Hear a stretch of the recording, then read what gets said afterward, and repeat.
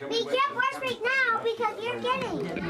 A path-breaking way of investigating how children instinctively use grammar was created in 1958 by a pioneering psycholinguist who I've come to meet today, Jean Berko Gleason. Hello. Twyla. Twyla, one of my favorite names. Twyla is a How old are you, famous name. Twyla? 4.5. 4.5. Twyla is 4.5. Good age. Okay, Twyla. Hi. Hi.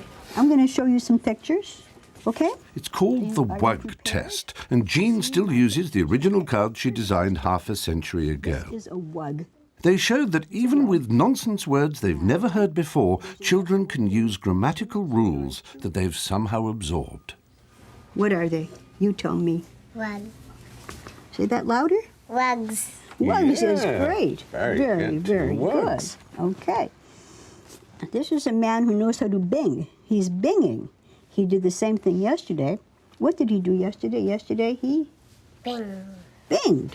Very nice.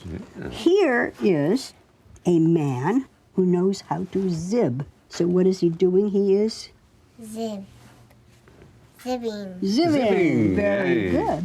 What would you call a man whose job is to zib? He has to do it every day. His job is to zib. So he's a Zibber. very, very, very good. Is there any evidence as to how many times a child who's right in the flush of language acquisition needs to hear someone not correct them exactly? They say, I think that. Oh, you thought it, did you?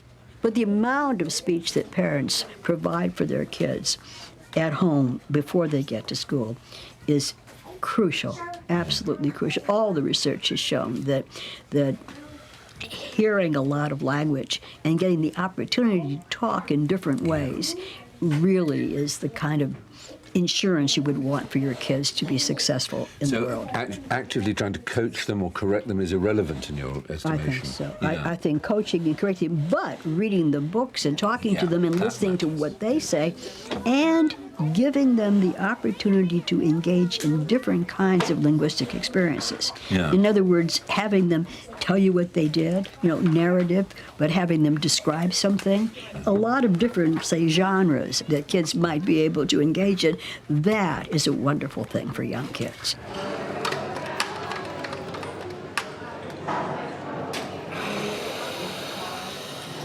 Wherever people congregate, they talk. They use language to affirm, to reaffirm, to confirm, to reassure, to amuse, to beguile, to delight, because language itself seems to fascinate and delight us.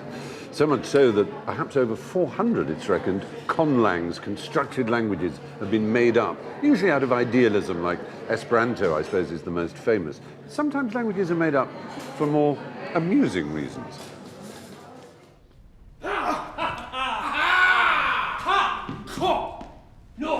Marge, Gamukta, Gamut Belsta.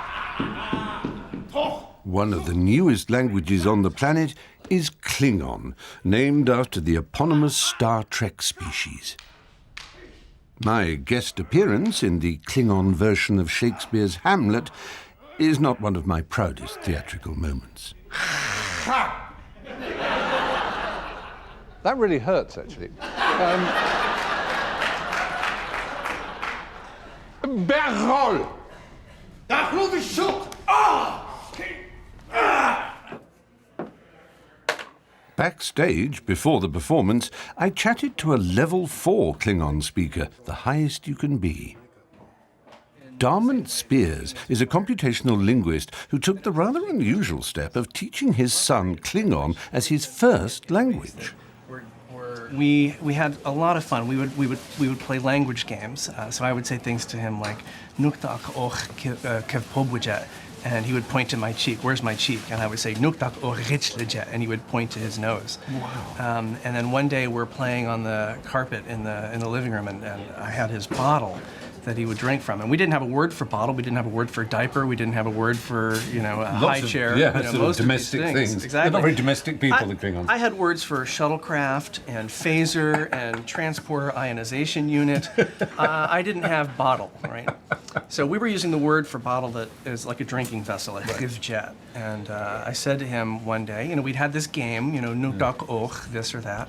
And so I said to him, nukdak och chivjet lejet. So I used the word for bottle. I used it with a suffix. I used it in a sentence.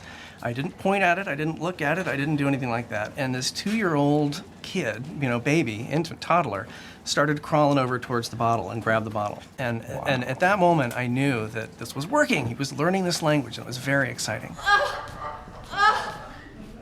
Oh, Gertrude!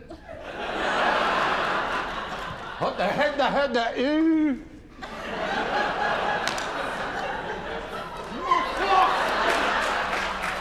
One of the other things we did was we had a lullaby that we would sing every night, the Klingon Imperial Anthem.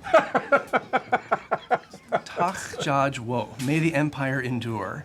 And we sang it as a lullaby. I'm so picturing this little baby in a sort of Pooh Bear onesie singing the Klingon Empire Absolutely right. song. So there were things like that, and he was learning to count, and he was learning colors, and he was learning words.